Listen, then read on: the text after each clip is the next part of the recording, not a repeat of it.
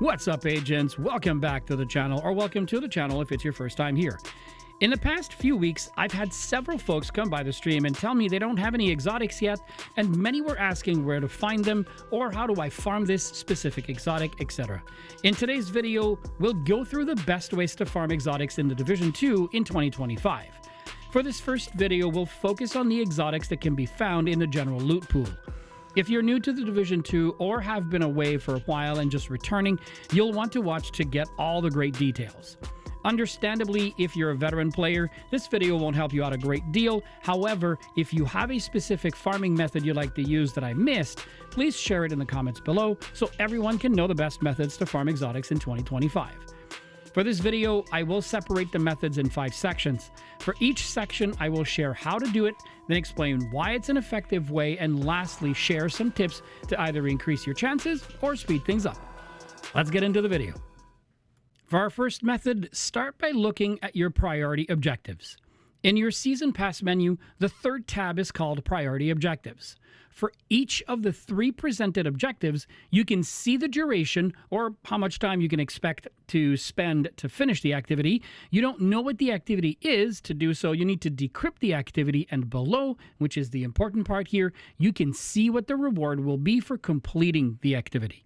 Look for priority objectives that offer an exotic reward. If you don't see any, you can re-roll or abandon these objectives to find better ones. However, remember you can only re-roll 3 times per 24-hour period.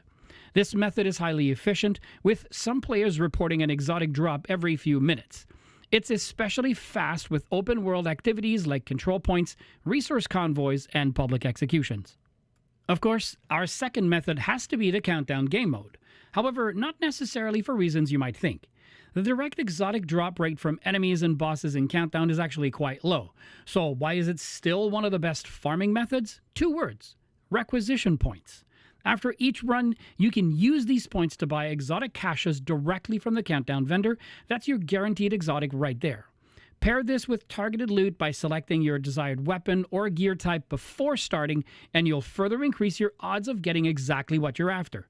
Now, for difficulty, Heroic offers better item rolls, but Challenging is the sweet spot for most players. It balances speed and loot quality, especially with a full team. Pick whichever suits your playstyle, run the mission, collect your requisition points, and head straight to the vendor to grab your exotic cache. Now, we can't talk about farming methods without mentioning targeted loot. Here's how it works. Open your map, select targeted loot, and choose the specific gear type you're after, whether that's an assault rifle or a particular brand set. You can find this for missions, specific areas, or open world activities. When you complete missions or activities in areas with your targeted loot active, you'll significantly boost your chances of getting specific exotics to drop, especially on challenging or heroic difficulties. The best part? You can combine this with Countdown, that's our method number 2. You can farm in the open world or use the summit. These options are all great for targeted loot farming, and they're much faster than your standard farm runs. For our fourth method, look at your weekly projects. This is a reliable, time-gated method for guaranteed exotic caches and components. Complete the weekly SHD requisition project at the White House by donating materials for an exotic cache. You can also complete the weekly summit project, which requires clearing a certain number of floors, and that also rewards an exotic cache. I will add this one in here, and we'll call it method 4.1, and at the moment of making this video, it still works. It's called the Summit Floor 10 Boss Farm. This strategy is highly effective for focused farming of a specific item or for quickly gathering loot. Begin at the bottom of the summit and ascend to floor number 10. Before engaging, ensure your targeted loot is set to the weapon or gear type you're farming to increase the chances of it dropping. Once you get to the 10th floor, clear a few purple or yellow enemies to make the named boss appear. Take out the boss, but leave one enemy alive. Pick up the boss's loot, then return to the lobby to reset the floor. You can then repeat the process indefinitely. The higher the difficulty, the better your loot quality, and the higher the chances for an exotic.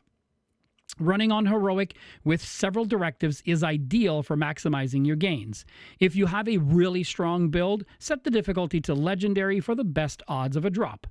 Drop rates decrease as you lower difficulty. Important tips. First, do not clear the floor. Clearing the entire floor will advance you to floor 11, preventing you from farming the same floor. Second, reset is key. Fast traveling back to the lobby after each boss kill is crucial for the loot to reset and to allow you to repeat the floor. Third, stay on floor number 10.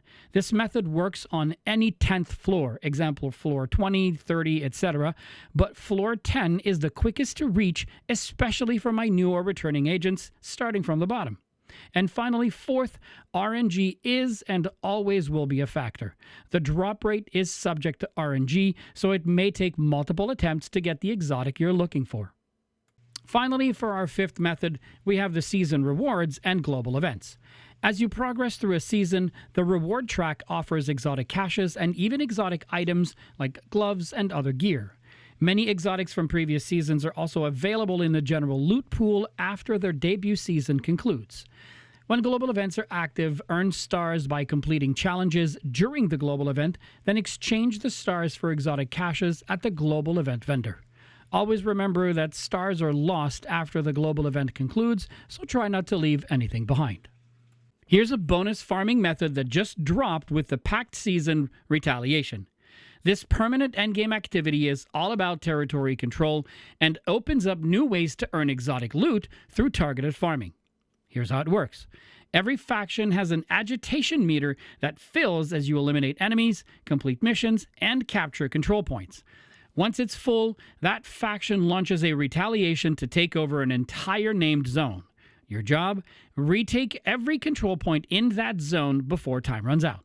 Now, why is this amazing for exotic farming? Each faction carries its own pool of exclusive exotic blueprints. When you defeat kill squads during a retaliation, you have a chance to get blueprints from that faction's exclusive pool. Plus, completing the entire retaliation can reward an additional blueprint from a separate pool. The odds of earning blueprints improve as you take on higher global difficulties. Here's the really cool part. Each faction drops unique crafting materials during retaliations. Hyenas drop crystallized spice, True Sun drop military dog tags, Outcast drop biohazardous canisters, and so on. You use these materials along with exotic components to craft the exotics you want. And if you're farming one faction but need materials from another, you can convert these materials into broken SHD watches, which can then be exchanged for materials from other factions. This means you can progress towards any exotic you're after, even if you're not currently fighting that specific faction. To maximize your farming, run retaliations on the highest difficulty you can handle. Heroic is ideal, but please go at your own pace. Focus on defeating those kill squads when they spawn, and make sure to complete the full retaliation for that bonus blueprint chance. Then head to Inaya at the base of operations to grab your exotic cache blueprints and start crafting. Before we wrap up, there's one important thing you need to know. Not all exotics can be farmed using the methods we just covered. Several exotics in the Division 2 are locked behind specific activities or quests. For example, raid-exclusive exotics like the Eagle Bearer, Ravenous, and Regulus Pistol can only be obtained from the Dark Hours and Iron Horse raids. Then there's the Bighorn, a fan favorite that only drops on legendary difficulty, whether you're running Strongholds or the Summit. And finally, certain exotics like the Liberty Pistol, the Chatterbox SMG, and the Nemesis Sniper Rifle require you to complete their own unique quests before you can get them. Don't worry though, I'll be making a dedicated video soon that breaks down exactly where and how to get every exotic that's not in the general loot pool. So make sure you're subscribed so you don't miss it. And there you have it, agents. 5 solid methods to farm exotics in the Division 2 in 2025. Whether you're grinding priority objectives, running countdown for those requisition points, maximizing targeted loot, tackling your weekly projects, or taking advantage of season rewards or global events, you now have multiple paths to build up that exotic collection. Remember, RNG can be cruel sometimes, but stick with it and mix up these methods to keep things fresh.